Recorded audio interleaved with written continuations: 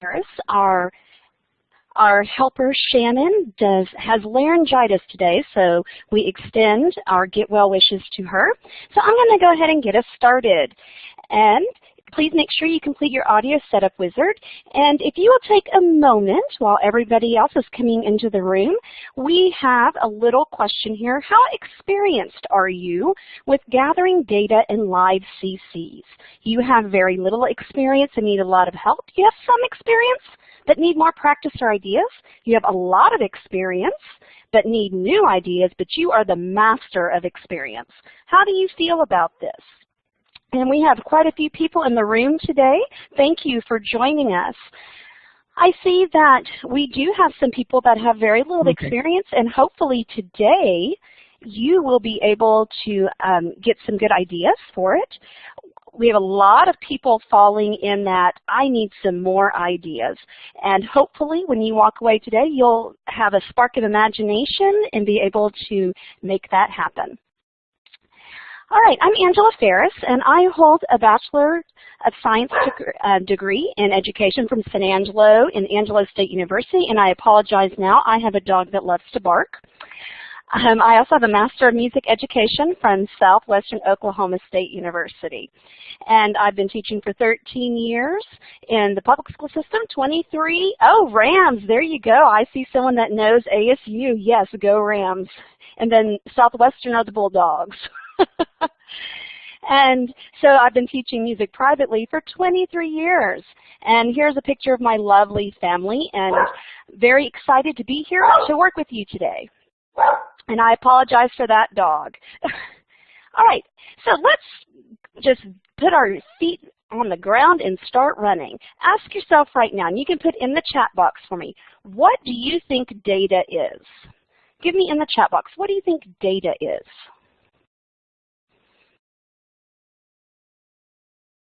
All right, see lots of people saying information.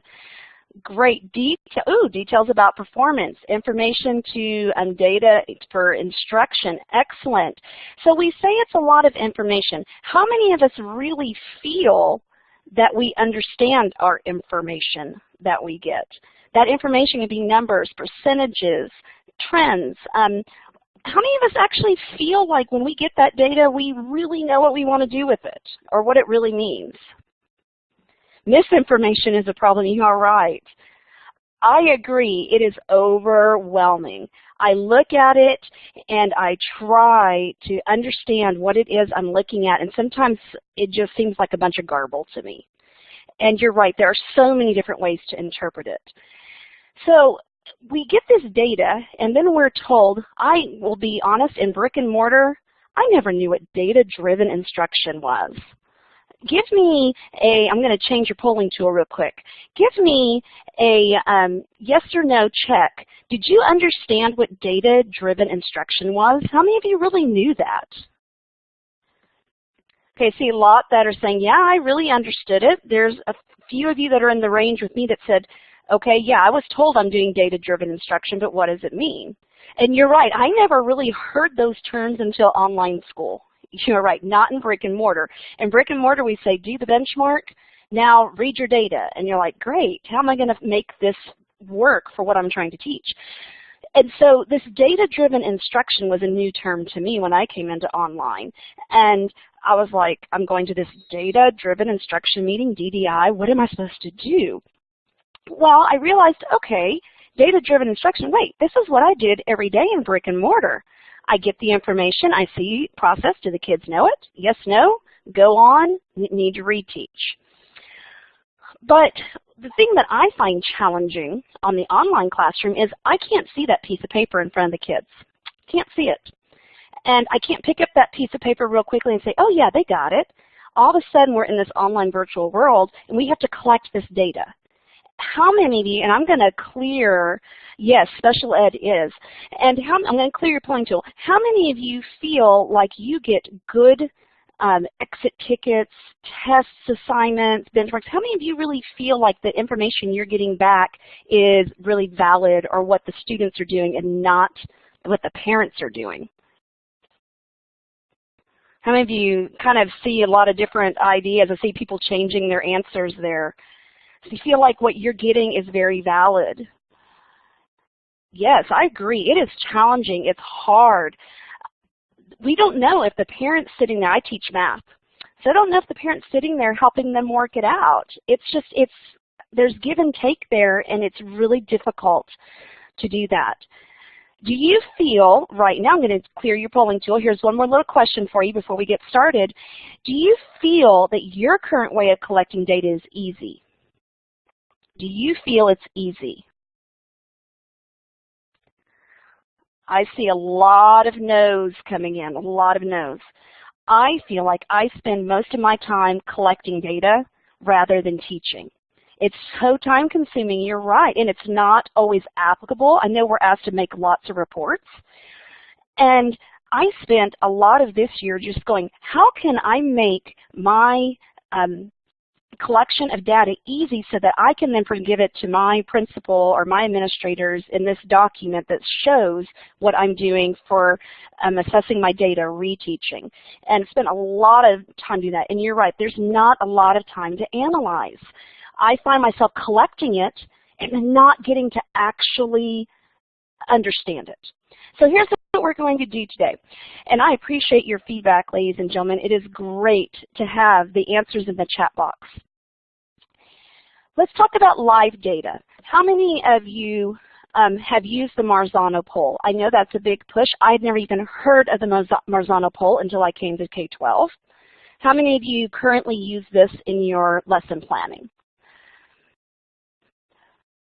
Okay, we have answers coming in. How many? Okay, a lot of you have never used this, but in most lessons, some have done it some, but not very much. Okay, depends on the lesson. Okay, so some of you have studied Marzano, but you haven't used it. All right, well, the purpose of the Marzano poll is for students to rate their own understanding. This is an analysis that they do. They analyze themselves. And they say, hey, I understand this this concept.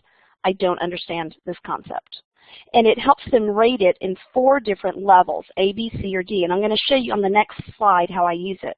What this does for us is it gives us the daily use of, I can look at this every single day and say, hey, my kids are getting this. Ooh, no, my kids are not getting this. I need to spend more time on it. And it's a very quick poll. Then at the end of the week, what I do is I take these polls, I snapshot them, and I'm able at the end of the week, or you could do this at every session, to see who needs a reteach.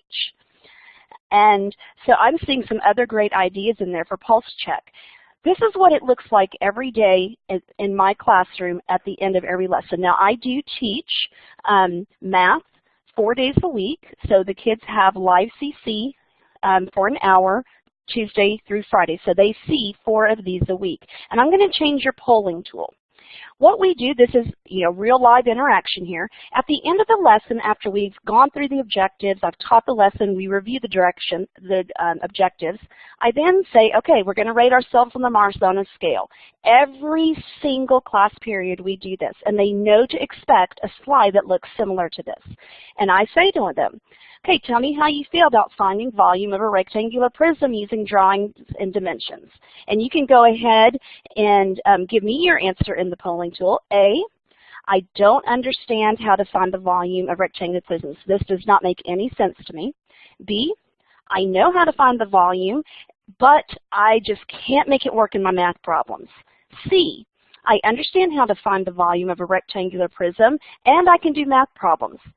D, well today, and I would say, well today we didn't practice real life problems, so you may not fall in the D category, but if you did, you followed volume of rectangular prisms using math and real life.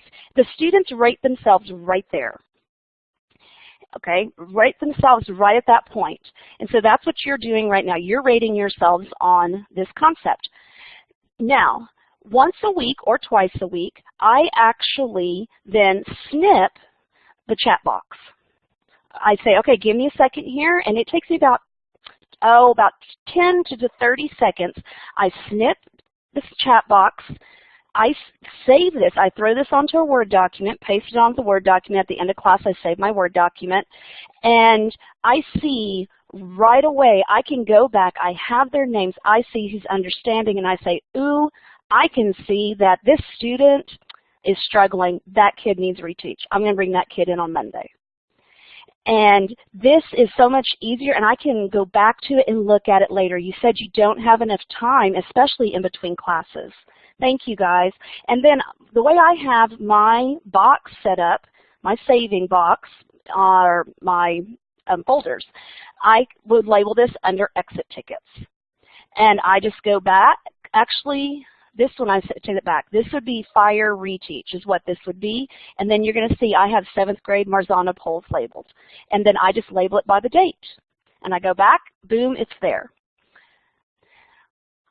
All right, so that's how I do their understanding every single day. And it has helped me so much. Now, live data, meaning I use higher level questions. In the chat box for a moment, what do you feel the purpose of a higher level question is? You could, yes, you could do a short survey for that. So why do we use higher level questions? Deeper thinking, good, apply to real life to get them thinking, ensure understanding, critical analysis. And some of you, you're using some of the terms that we're going to talk about here in a minute. And these higher level questions, yes, very much so. And it was really funny because a while back, I had gone through this training, and it was this big push, it was several years ago, about, for math, put it in writing, put it in writing. If they can explain it, then they understand it. Well, it was this whole new phenomenon. I thought, wow, I've been doing that forever. If they can write it and tell me the process, then they understand it, and they're going to get the problems right. And I use a higher level question at least once a week in every class, at least once a week. And this way I can see, do they really understand the concept? And they'll be honest with you. If they don't know, they put, I don't know. They're honest. Then I take this once a week, I save it, and I'll show you how I do that. Once a week at the end of the week, I can then look at it and see who could write it out. And this is what it looks like. We have a word of the week, and it changes. So these are some examples, and I apologize, they look a little messy because I've taken out names.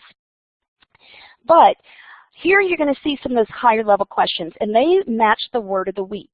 Each week we study a new word. For example, one week the word was explain. And then what I do is right then and there, so I don't forget, at the end of the session, I screenshot their answers. And then again, I just saved this screenshot, and then I'm going to show you how I use this for my data collection at the end of the week as well. So you're going to see a lot of those words. Solve, these are those testing words. Evaluate, trace, compare and contrast. You're going to see describe.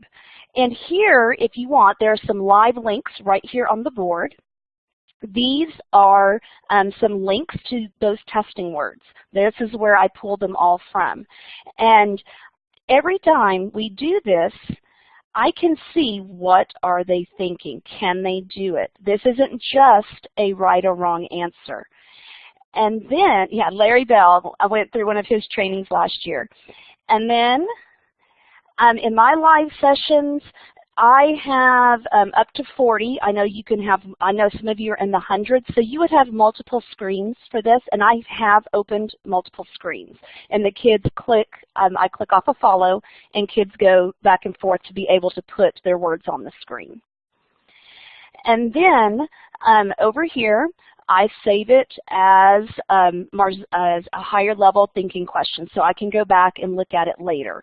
But I do try to give feedback right away. I start reading through this. And you could do this in a survey also. This is just, if you have that smaller room and you want to be able to see, just right then and there, this gives us the opportunity to discuss right away. So that's how I use the higher level questions. Now, exit tickets.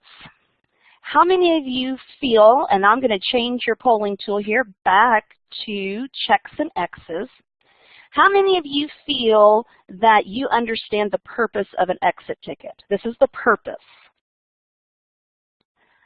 And I'm going to show you here in a little bit how the polling tools don't export data, but I'm going to show you how to do a quiz export data, which will go into an Excel file.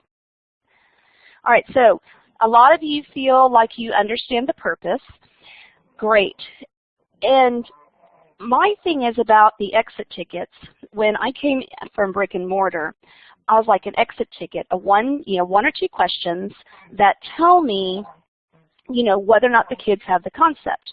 But then there was confusion because I thought, well, exit tickets need to be assignments. And I was like, well, no, exit tickets are supposed to be right there at the end, a quick shot, just to see, do they understand what we did? And, of course, for our daily use, we know, all right, quick assessment. We can see right then and there. Weekly use. Now, this is where mine varies because if I'm looking at an assignment, that doesn't give me a quick shot. And then, yes, you should review your exit questions for the next class. So if I need to grade an assignment for an exit ticket, I'm not going to get all my assignments graded in order to prepare for that next class the next day. And so we want to see that progression. I'm going to show you the way I used to do an exit ticket and what can happen. So originally, when I first started out, I was like, okay, I'm going to put the question on the board. And the kids and this is what it looks like every time at the end of class. It is the same quick picture.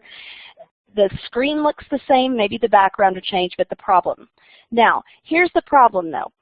When I did this, you can guess what started happening. Yep, you're right. They started copying each other. They called it jumping on the math bandwagon. Right. So pretty soon, at first it worked, but then they're like, oh, well, so-and-so always gets it right, so I'm going to go with so-and-so. And we ended up with the same answers. So thanks to a wonderful instructional coach that I have, we found out about the quiz tool. How many of you use the quiz tool? How many of you have used the quiz tool in Blackboard? Okay, I see the numbers changing. I've heard it, I had heard about it, never used it, tried it, didn't like it. For math, it's challenging, right? So some of you, and it's all about your preference, but I'm going to show you quickly how you can use the quiz tool. All right, so I've now changed my exit tickets. My exit tickets now have a question. They still organize an initial saying that they've done it. But right now, I'm going to push out to you, I'm going to push out a quiz so that you can do it firsthand. And let's see here, and I apologize, I had it ready, and then after we changed presenters, I didn't quite have it ready. Okay, so I'm going to push this quiz out to you. And this one is a version where it is short answer. So when you start giving me answers, I start seeing your answers coming in live, okay? And so go ahead and you can give me answers, just type in something, doesn't matter. You can type it, there we go, now I'm seeing answers come in, great. And once you've done that, so you see what they have on the student end, once I end the quiz, and it can be timed or not, and it'll show you the name, and I'm going to show you these pictures at the end, and actually I can screen share right now what I'm seeing. Here is what I'm seeing right now. As your answers are coming in, the bar is changing, okay?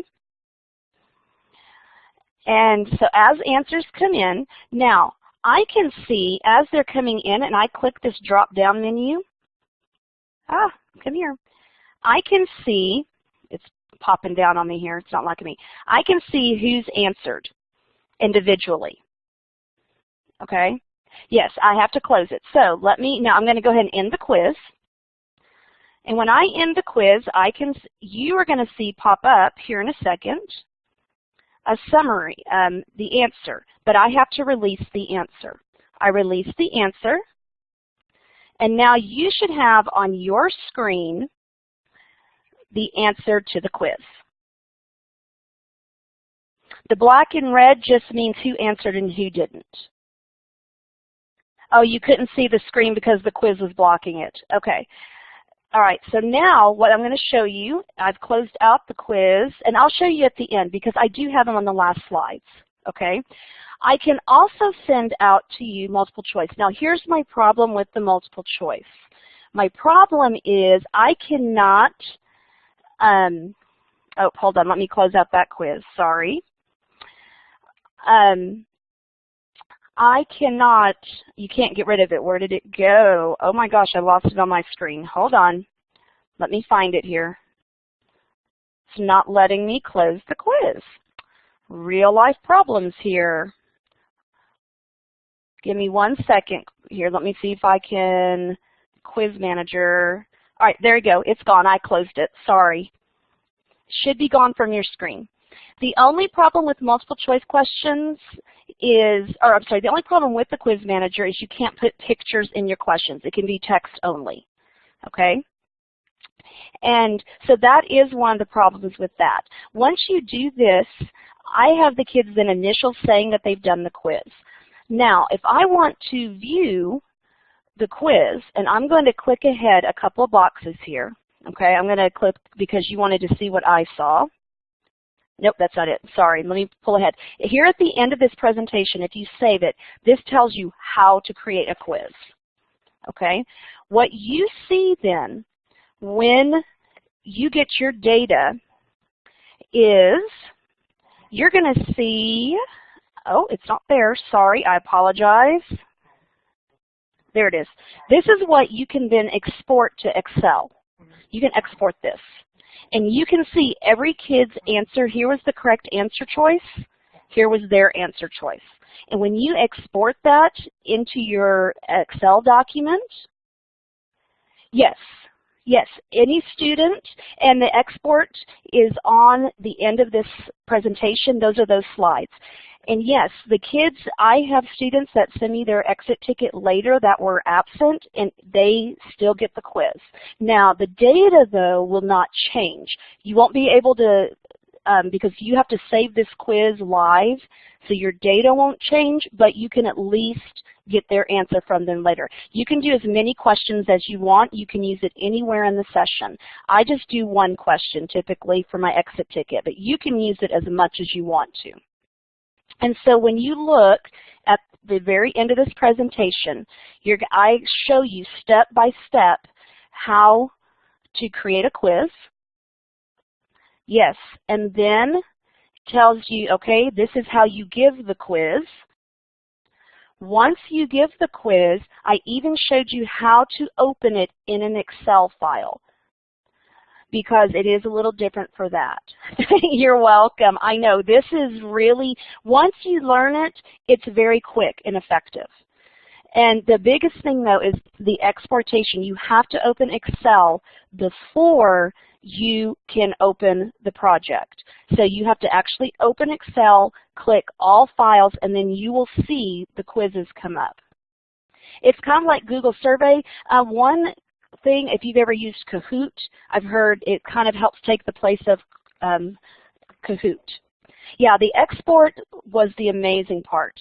So what I do then, how do I put this all together at the end of the week for my reports? This is where all those little quick snips come in handy. At the end of our week, we have to create a document that gets turned in to our administration, and we have to show our assessment. What did we do to assess our students this week to gather the information for our reteach for the following week? And this is what I do. I literally just paste in. Here was my first assessment. Okay, this was an example of what I used to do. And then I would give my information. Then I changed it to now this is what I turn in. And I say the same information. Who's going to be assigned to reteach? And then there's my higher level question. and I explained what happened and what I saw based on this and who needs to reteach. Then I show my Marzano poll. This is how my students felt. If they felt they didn't understand it, then I put down there, I describe what has happened and who needs the reteach. That's how I use all bits of my 3 pieces of information every week. I use this, and I just have automatic little snips I throw into a Word document, and they're all there in one place. So, and yes, you said that it doesn't go away. That quiz tool does not go away till you shut it off. And you can give them a timer on it or not, but yeah, it won't go away. So, all right, ladies and gentlemen, so really this is the end of my session. And I have time here that if you have questions for me, I will do my best to answer. I hope that you've enjoyed it. I encourage you, you are welcome. Can they exit the session? Yes, they can still exit the session with the quiz tool. You are correct. You are welcome. If you want to leave any comments, please feel free to do so. I appreciate you being here. Thank you, guys. And yes, I can, I'm going to take this off of follow. Okay, I'm going to take it off of follow. Thank you, guys. And if you look at the first quiz tool slide, if you look at the first quiz tool slide, you can save those slides if you want to. If you have a specific question about them, I will gladly help you. And I appreciate each of you. Thank you so much. I've really enjoyed today. You are all awesome. Thank you. I appreciate that. The attendance once, it'll come out here in a minute at the end of the session. You're welcome. Have a wonderful day, ladies and gentlemen. And if you have questions about anything, especially the quiz tool information at the end, I will gladly answer your questions. Yes, you have mic capability. You can access the quiz tool. Okay. I was wondering, you said that it would, they can do it in the recording if they have to watch the recording, but the data doesn't change. Is that correct? So like you can't get the data, like it doesn't automatically export the data from there because you have to save it live. So how does that work? How do you get that data from those kids? What my students do is they email it to me, or you can have them put it in a Dropbox. And so they, like just today, I received an email from a student where she screenshot the picture, and then she wrote her answer on the screenshot, and she emailed it to me. But you could also set up a Dropbox. And so you won't see that data on your SNP you took, but at least you would have it to be able to decide on reteach or not. Hopefully that helps you out. So would you like daily, do you like do small groups the next day, or do you do small groups like on a weekly basis? How do you set up your small group? Ours is different. Ours is school-wide, and so on school-wide, what we do is we have reteach on Mondays for 30-minute sessions. So what happens is we decide on Friday, who are we going to bring in for reteach for the concepts for the week? Now, high school works differently. High school, they have small group sessions as well, and it's wherever they plan them in their day. So if it's for the next day, they might have a 20-minute session the next day for a reteach. And so it's really however it works best with your schedule and your school. Okay, where do you find the quiz? Do you mean where do you find the quiz manager? Okay, if you go up to the top of, you have to, whenever you go up to the top, you're going to see File. Okay, and you can do New Quiz, you can do Open Quiz, but you may have to be in Moderator View to see that. Okay, and so when you do New, you'll see Quiz, Open. Once you've created your quiz, you can save it. Also, if you look under Window, okay, it doesn't show for you guys. Okay, under File, once you have something open or created, then under Window, it'll say, yeah, it's only visible for moderators. Under Window, it'll say Show Quiz Manager. And then Show Quiz Manager is how you're able to start the quiz, end the quiz, things like that. The quiz tool after class will automatically pop up in the recording. When you send it out in the recording, it pops up on the recording screen. The document is, it should be available in the Dropbox, or you can nice, you could save the recording. Our recordings, oh yes, let me take that off a follow, there you go. Are the recordings going to be published, Shannon? Okay, the recordings will be published also. Published in the All Materials curriculum, and I will give you the link for this. It does take us about a week to get them all published because, my goodness, you can imagine how many there are. But they are available right at that link when they're ready. Thank you. Guys, thank you so much. I really appreciate it, and I appreciate the compliments. You all have a wonderful day.